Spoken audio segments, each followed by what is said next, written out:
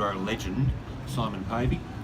Good to have you back on home shore, Simon. Yeah, thanks guys. It's awesome to be here and to have some time to spend with you for sure. Nice one, and we're here for a specific purpose. Yeah, we run a customer trip every second year from one side of us to the other. Cairns to Broome. Mate, I've already been asked, obviously too late to get on this one, but I've already been asked, when are you doing that again? So we'll definitely do it again in August 2020. Yep. So we'll put the dates out for it straight on the back of this trip, really, because we'll sort the accommodation as we go for the next one. And just so people are aware, this goes, tell me if I'm wrong, it goes from where we are now, Cairns, right across Savannah Way, right over to Broome. All the way, yeah, via Darwin and Kakadu, so we kind of divert. And that takes like 3 weeks. Yeah, 3 weeks, 21 days, 6,000k ride. Yeah. 6,000k, there you go guys. Anything quick. Awesome. Yeah. Now, a couple of things I wanted to talk to you about.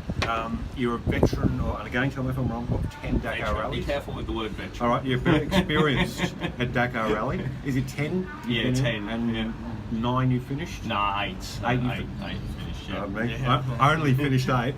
And also, you and son Llewellyn, the only father and son pairing to actually finish or even compete. Yeah, well, I think the first to finish. I think there has actually been a couple others now. But, okay. That year was the first, which was awesome. It was fantastic. And that brings me to a point. You know all too well about the risks associated with things like Dakar.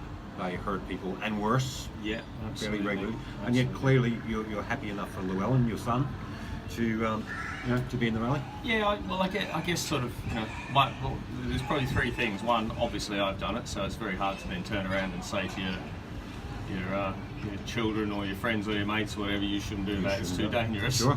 I think, secondly,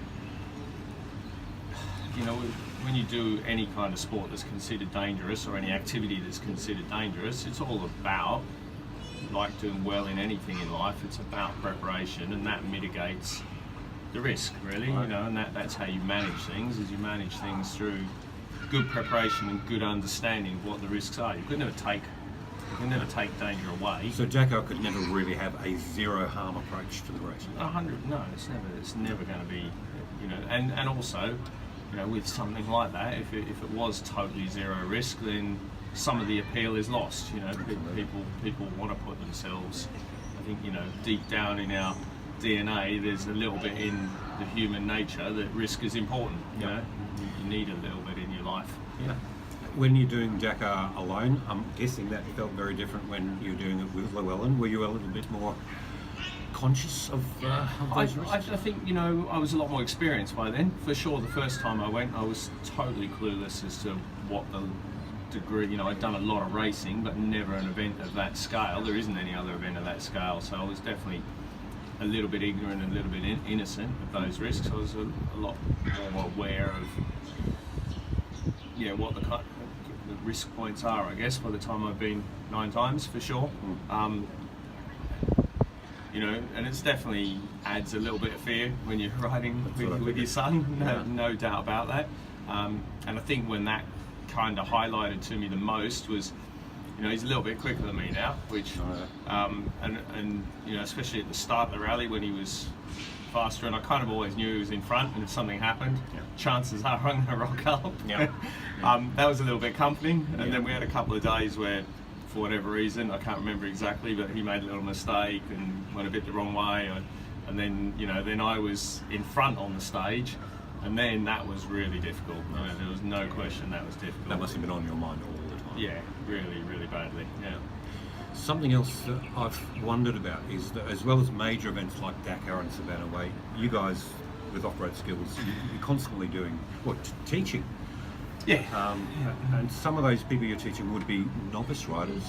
Yeah, maybe not beginners, but novice riders. And for sure, like I said, with something like Dakar, there's 2 things. You're kind of, one, you're accepting the risk yourself. You know the situation you're going into, and you do your best with knowledge and experience and understanding to kind of mitigate those risks before you end up in the stressful situation. But then when you're teaching someone that's a novice to the sport and doesn't quite have an understanding of what the dangers are, that's definitely a far more scarier and difficult to manage scenario. There's no doubt about that. a million examples, but just a real great simple one for me is these days, people we have a lot of information in our sign-up stuff about wearing the right boots to come and do the activity. And every single week we get people turn up with the wrong boots because they've been into a shop or they've been onto a website that's sold them off-road boots, but for us they're not. And the discussion I always have with people is exactly that. At the beginning of your training, you don't know what the risk is, you don't know what the type of injury you can suffer is, so you need to be told you're going to wear this boot. Whereas once someone gets, for example, for us, to a level 3 customer, and they're making a choice about what boot they want because they want to wear a less protective boot because they like the dexterity or whatever of that less protective boot, but they understand by then what that compromise is. At the beginning you don't know the compromise, so you have to be. Gotcha. So risk awareness is actually built into the earlier. Well, as I say, it's quite hard to explain. Sometimes it's quite hard to explain to someone when they don't work or don't operate in that environment what the risk is. We all, unfortunately, in life, we all learn mostly through bad experience. We're pretty poor at being told, do this, it's the right way. We have to kind of break our collarbone to realise that they're fragile. One other, sort of mingling my world with your world for a moment, you've spent so much time on bikes and you get these relative novices coming on. How do you, because we all get complacent, given the fact that you spend so much time on a bike, how do you stay switched on to the fact that these novices, Well, because I think what has happened for us and our team is, we've learned. It's one thing learning to become competent at an activity like motorcycling. That takes a lot of hours and a lot of years, but it also becomes another totally new skill to be competent to teach in that environment.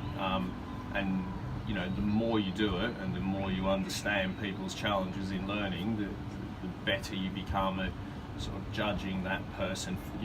Again, when someone's new and novice, they don't recognise for themselves that they're making those mistakes. They're getting frustrated because they're making mistakes because they're trying to learn, but there's always a line where you go, well, now you're not making that mistake because you're not understanding the lesson. You're not making that mistake because your brain is full, and you can't learn any more today.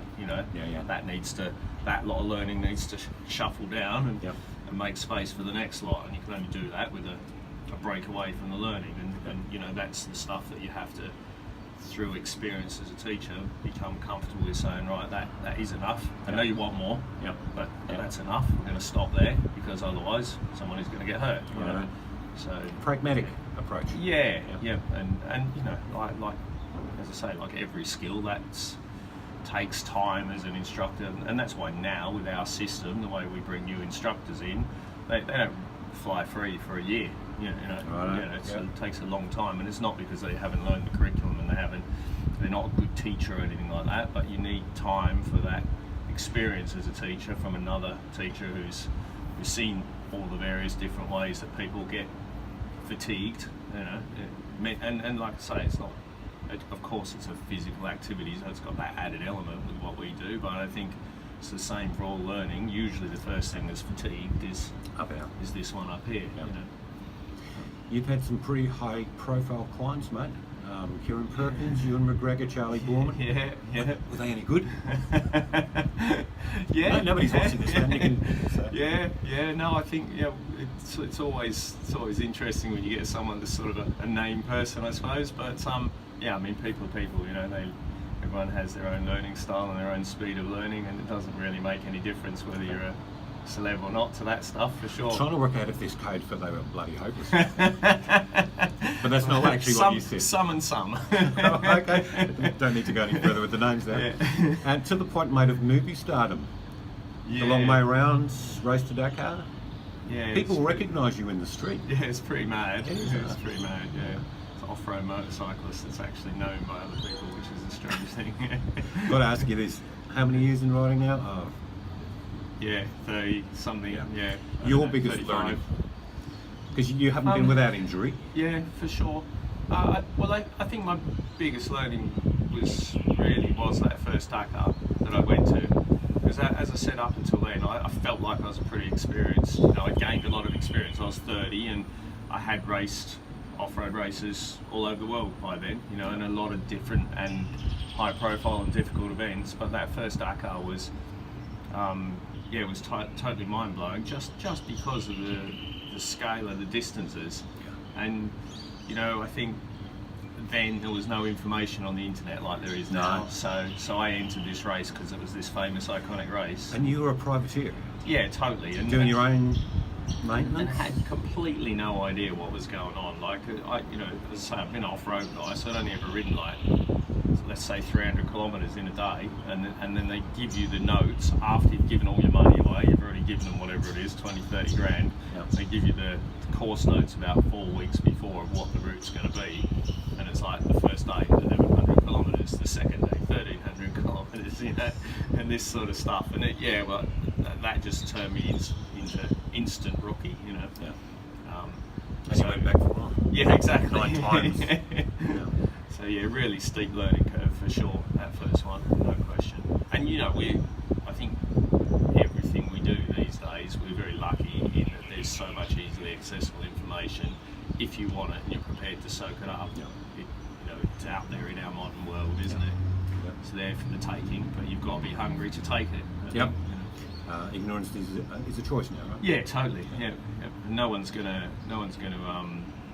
hand you that information. You know, you can get help to gain that information more quickly through, you know, training, instruction, or whatever. But you've got to be hungry for it. You've got to take what's offered, haven't you? Sure, man. Yeah, that's super important. Mr. Pavey, it's been an absolute pleasure. It's going dark on us. Always I can hear the pleasure. bat starting to kick out. It's going dark, but it's lighter in the background. It is lighter in the background. It is. Very clever. Mate, thank you so much. Have a great Savannah way. No worries. Thank you. Stay safe for the next 3 weeks. Will do. Thanks, Easy. mate.